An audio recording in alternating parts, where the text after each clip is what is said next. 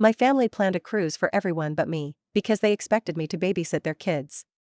Now, I'm building a life where I finally come first. I, 25F, was not invited to the family cruise. Reddit, hello? Usually, I just read posts and marvel how families can be so cruel to one another. As it happens, I just received a story from my own family that is worth sharing. I need some perspective since for the past week, this has been weighing heavily on my chest. I'd like to introduce myself. I'm a 25-year-old single software developer for a big tech business in Seattle, and it seems like I've been made the family doormat. I got what most people would call a dream job 3 years ago, after graduating from college. I've been advancing my career consistently, my work is rewarding and difficult, and my team respects me. However, in my family, I'm simply the one who can be counted on, the person who others turn to when they need assistance, particularly with childcare. Please understand that I adore my nieces and nephews. I've always been available for last-minute babysitting, crises, or any time someone needs a helping hand. Perhaps I erred by being overly approachable and eager to assist. The backstory is as follows. After 40 years of teaching, my 65-year-old Aunt Jean is retiring. She is essentially the matriarch of our family, keeping everyone in touch. She keeps track of all the birthdays, plans every holiday meal, and even sends care packages to the younger cousins when they attend college. She is what keeps us all together. She was the one who gave me care packages filled with my favorite snacks and handwritten encouraging letters during finals week when I was in college. She even assisted me in getting ready for my very first job interview. Her retirement is obviously a huge event, and I was thrilled to join in the celebration, or was, until I learned that I would not be participating. Everything began last week. I had just completed a particularly difficult project at work that involved coordinating a crucial system update and staying late to fulfill deadlines. Despite my fatigue, I continued to have dinner with my family once a week. Since I moved into my own apartment, these dinners have become a ritual, and even when I'm really busy with work, I hardly ever miss one. I brought Mom's favorite bottle of wine when I got to my folks' place. It was an ordinary evening, my sister Rachel, 32 degrees Fahrenheit, looking through her phone, my dad half watching a sporting event on TV, and my mom, 55 degrees Fahrenheit, worrying about what to make. Her 2-year-old was on the floor playing with blocks and would sometimes call out to everyone who passed. We were discussing a variety of topics, including Rachel's toddler's most recent developmental milestone, my most recent professional endeavor, and the customary family rumors. I then asked jokingly if anyone had any suggestions for Aunt Jean's retirement present. I had been considering getting her a present, perhaps organizing a collective present with the family. At that moment, Rachel said, "Oh, we're giving her a group gift on the cruise," without even raising her head from her phone. I stopped in the middle of my sentence. What kind of cruise? At first, I believed I had misheard her. I would be aware of any scheduled family vacation, wouldn't I? I mean, I attend every birthday party, holiday celebration, and family get-together. I chuckled uneasily and inquired about her topic. She raised her head, obviously perplexed that I was perplexed. "We've been organizing the cruise for months, you know?" As if I were somehow to blame for not knowing about something that no one had thought to tell me, Rachel added, "All the adults in the family are going." I asked my mother for an explanation. When she realizes she's done something wrong but doesn't want to acknowledge it, she gives me this uneasy smile. She clarified. "It's a cruise to celebrate your aunt's retirement, with a few days spent in Hawaii." I had the impression that I was in a strange prank show at the time. I was in the dark about this elaborate excursion, while everyone else was aware of it. Suddenly, the space felt too warm and cramped. My heart was pounding as I struggled to comprehend what was going on. My mother gave me a tense little laugh when I inquired why I hadn't been informed, and then she said, "Well, we thought you'd be more help staying back." "Remaining behind? What can you help with?" I asked, attempting to speak steadily. I had the ideal opportunity to jump in as if it were the most apparent thing in the world when my cousin Madison, 30 degrees Fahrenheit, entered the room with her twins. "The children. It just made sense for you to stay and watch them since you get along so well with them." Let me explain. Madison and Rachel have 4 children under the age of 4. Madison's twins, who are just over a year old, and Rachel's 3 and 2-year-old children. They had somehow determined that I would be more than happy to stay behind and monitor them all, without even consulting me. I forgot about my dinner and just stared at them in shock.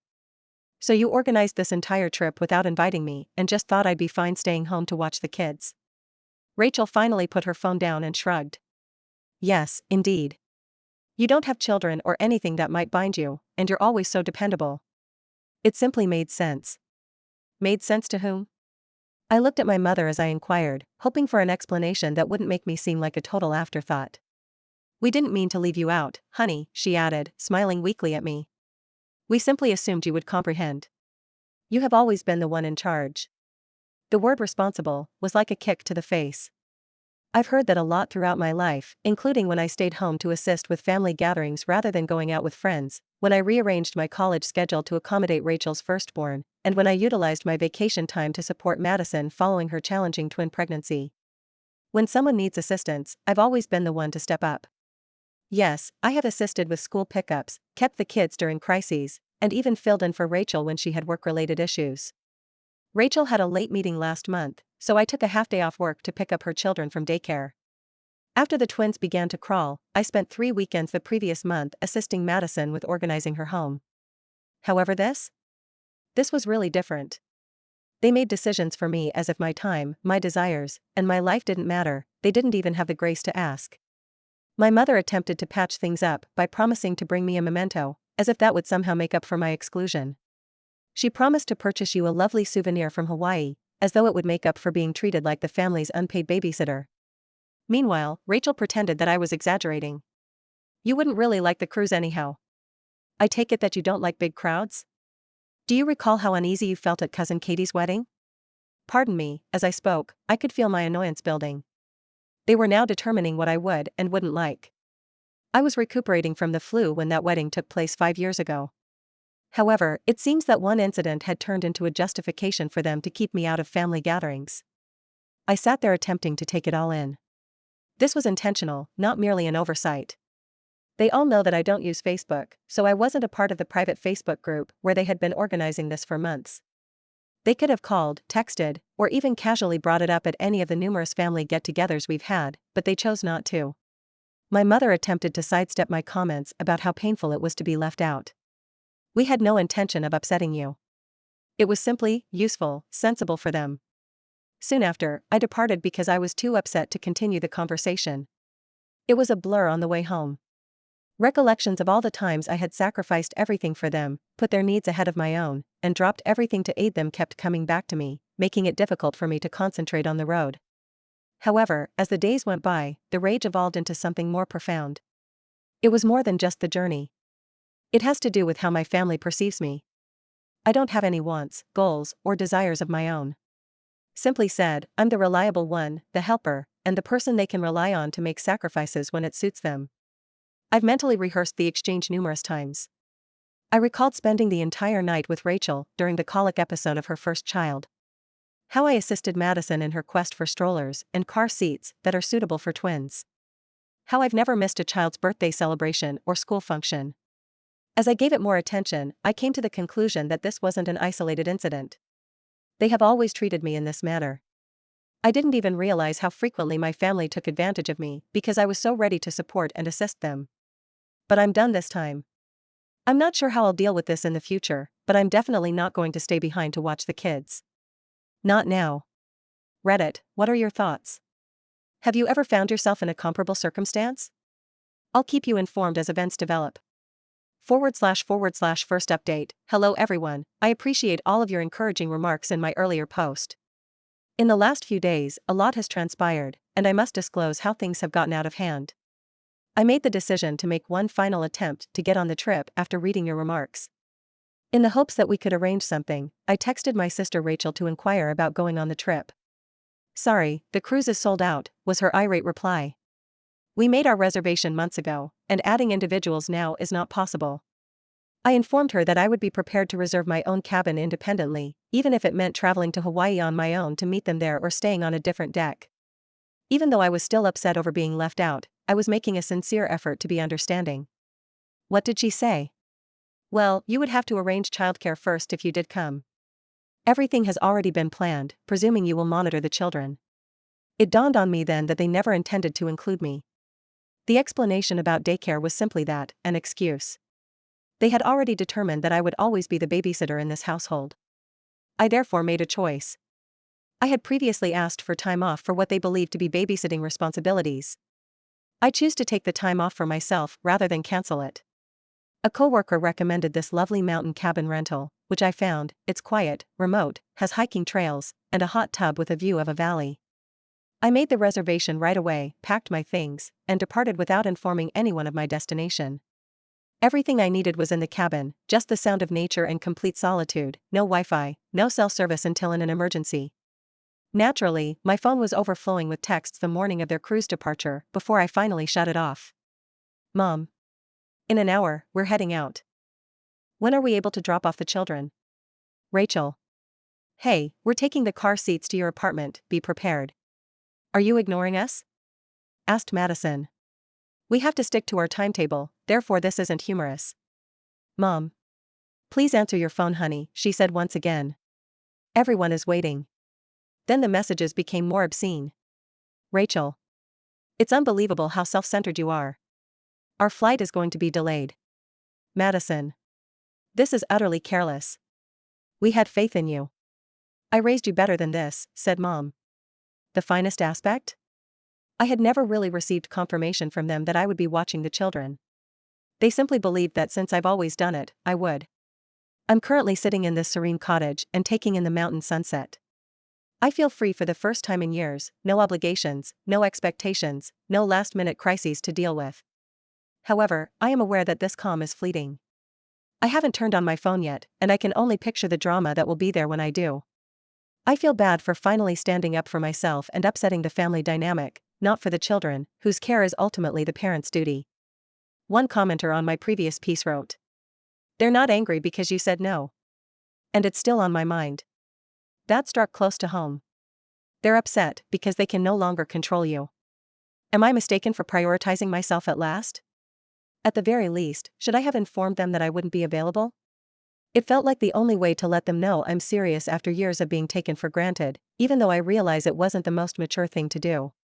For the next week, I'll be at the cabin. I suppose I'll have to deal with whatever happens after that. Reddit, I appreciate you letting me vent. After I return and have addressed the fallout, I will provide another update. Second update, hello, Reddit? It took me a while to take in everything that had transpired since my last update. I'm in dire need of some outside insight because things have become worse. Do you recall that quiet cabin I told you about? Those 7 days changed my life. I read books I had been intending to read for years in the afternoons, hiked misty trails in the mornings, and soaked in the hot tub under the stars at night. I felt what it was like to not be at someone's mercy for the first time in my adult life. I found myself thinking back on my relationship with my family while I was there. Rachel needed assistance moving houses last December, so I had to postpone a big certification exam that would have furthered my profession. That weekend, she said, no one else could help her. My siblings gave me plain gift cards, saying they were too busy to shop properly, while I used my entire Christmas bonus the month before to buy presents for all the kids. Madison argued that she had no one else to care for the twins, so I was unable to attend my closest friend's bachelorette party earlier last year. The pattern remained constant. Their demands came first, then mine. But when I got home, the real drama began. Do you recall how I shut down my phone? I had hundreds of voicemails, more than 100 text messages, and 47 missed calls waiting for me. It included everything from threats to guilt-tripping. Do you realize we could have called the police for child abandonment, was the most memorable message from my cousin Madison. They were meant to be your responsibility. What I was reading was unbelievable. You never agreed to watch children, so how can you leave them? I wanted to handle this ridiculous threat, so I contacted her back right away. When she answered, I exclaimed, "You can't be serious. If someone refuses to accept a responsibility, you cannot report them for it." She gave a frightening reaction. "You were the reason we had to postpone our entire trip. Are you aware of the amount of money we lost? You were meant to be with the children." "Assumed to be? By whom?" I retorted. "I was never asked, you all made the decision for me." She continued talking about my responsibilities to my family and how I had failed them. She then revealed yet another shocking revelation. "I've already spoken with my legal pal. What you did can be regarded as careless." I lost it at that point. Your lawyer buddy needs to advise you that before accusing someone of ignoring a duty, you must obtain their real consent. I have no formal authority to make medical choices for your children, and my apartment isn't even childproofed. Have you considered that? She ended the call. Then Rachel's flurry of messages arrived. It seems that she was so stressed that she was only able to enjoy half of the cruise and had to leave her children with a neighbor. She wrote, "You've ruined Aunt Jean's retirement celebration completely.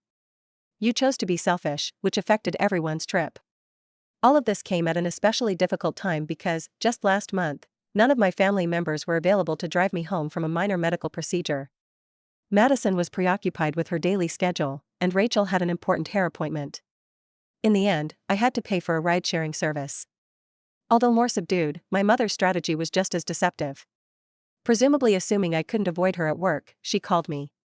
Her voice was brimming with disappointment as she started, "Your sister had to cut her trip short. Madison's non-refundable reservations cost them hundreds of dollars. Do you truly want to be this person?" I inhaled deeply before answering. "Mom, is this more about what you all want me to be, or about what I want to be?" "What is the intended meaning of that?" she inquired. "It indicates that I'm sick of being used as the family's unpaid babysitter. None of you even take into consideration the fact that I have my own life, work, and aspirations." She emphasized, "We are family. Families support one another.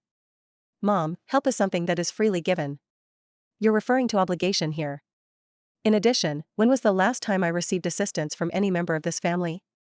The ensuing stillness was telling. The intriguing part, though, is that my sister chose to make this public. On Facebook, she has been making ambiguous and hostile status updates about toxic family members and others who don't respect family values. The irony is that our extended family members are making comments like, "Some people forget where they came from, and blood is thicker than water." I was initially turned away from the family cruise by these same individuals. My cousin even went so far as to email me a detailed list of all the fees they incurred due to my selfish behavior, including additional daycare charges, travel changes, and cruise tickets. She is requesting that I pay them back because, presumably, their careless planning has made me financially liable. A friend of mine who is a legal, not simply a buddy who knows a lawyer, burst out laughing when I showed her these messages. She asserted, "They cannot force you to pay for plans you never accepted. None of this operates that way." I've learned a valuable lesson from the entire situation. This goes beyond childcare or a vacation. It involves years of abusing my kindness and using my time and effort as a resource to which they are legally entitled. I've always had some emergency that needed my attention whenever I've attempted to plan for myself. Rachel had joined a book club, so last spring when I wanted to take a photography class, I ended up spending those evenings watching the kids. This summer, Madison needed assistance with the twins when her husband was gone on business, so I had to postpone our planned weekend getaway with friends. To help me deal with all of this, I've started going to a therapist. She noted that my family's response, the threats, the humiliation in front of others, and the financial demands, are all indications that someone they're used to controlling is losing control. Aunt Jean has been the sole bright point in all of this. I was moved to tears by her remarks when she called me yesterday. "I had no idea they excluded you like this. I would have stopped it right away if I had known. Family isn't meant to be like this." However, even her encouragement cannot make up for the hurt I feel when I realize how my family truly views me. I'm their safety net, their backup plan, and their free babysitting service, not their sister, daughter, or cousin. Going forward, I know I must establish clear boundaries, but I'm having trouble figuring out what those boundaries should entail. There's a part of me that wants to stop communicating altogether, at least temporarily. Even thinking about that makes another area feel bad. Reddit, what are your thoughts? With family members that don't even grasp the idea of boundaries, how can you set them? Have any of you had a similar situation? Third update. This will be my last update on the situation. Reddit. In light of the trip and the turmoil that followed, I've had to make some tough but essential choices regarding my relationship with my family going forward. These last few weeks have been life-changing. Now that I'm not always on call for family problems, my professional life has dramatically transformed. I am now in charge of a significant project. Last week, my manager even took me aside and remarked, "You seem like a completely different person. Your energy and focus have significantly increased." Until they were gone, I was unaware of how much my family responsibilities were impeding my career. I finally had the chat I had been dreading last night. I gave my mother a call. Since I still adore her in spite of everything, I knew she would be the most difficult to deal with. However, love is insufficient to excuse their treatment of me. Her voice was instantly eager as she responded. "I'm so happy you phoned, honey. Let's move on from this, shall we? I want to stop fighting now." I said in a firm voice, "Mom, this isn't a fight. This is my way of telling you that I need a lot of space. What is meant by that? Her voice changed from one of hope to one of worry.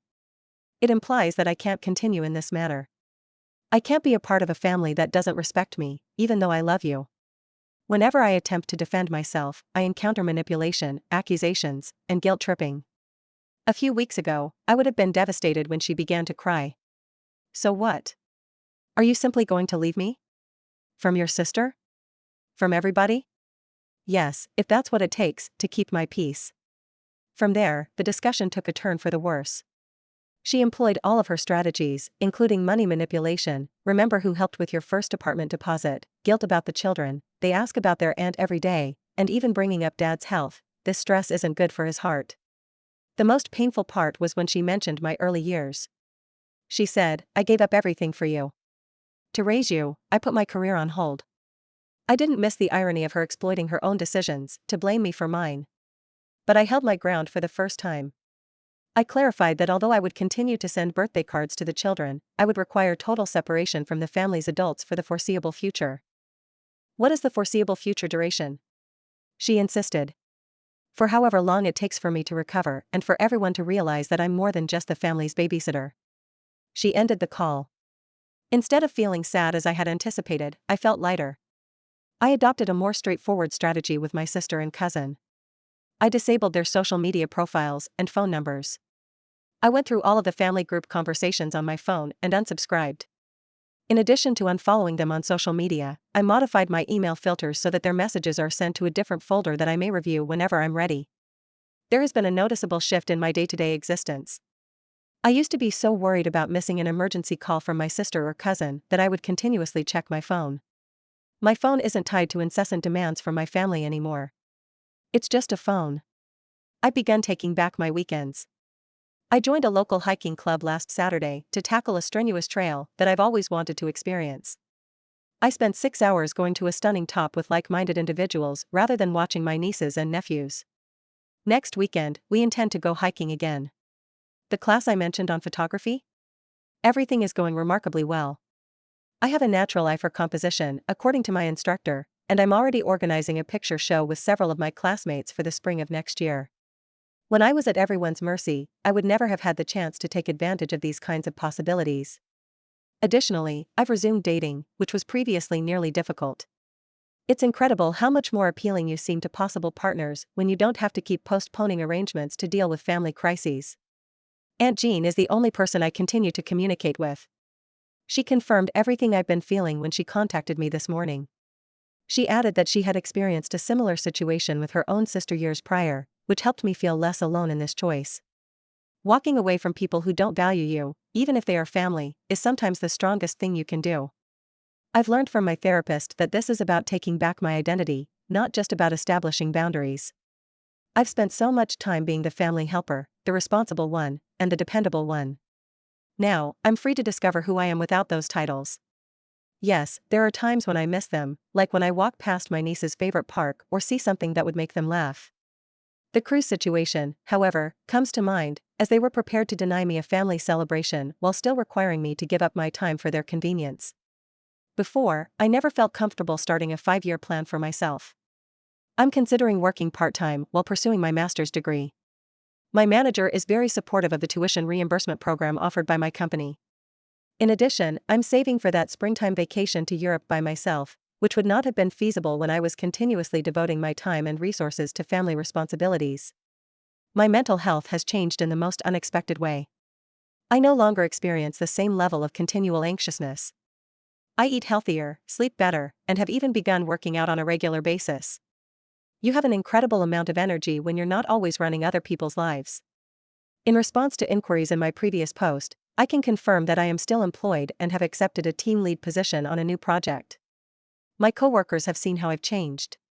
You smile more now, one of them remarked. I was unaware of how obvious my attention had been to other people.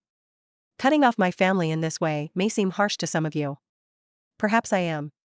However, this seems to be the only option after years of being neglected, having my needs and wants disregarded, and being treated more like service than a human being. I have no idea what the future will bring. They might realize why I had to do this at some point.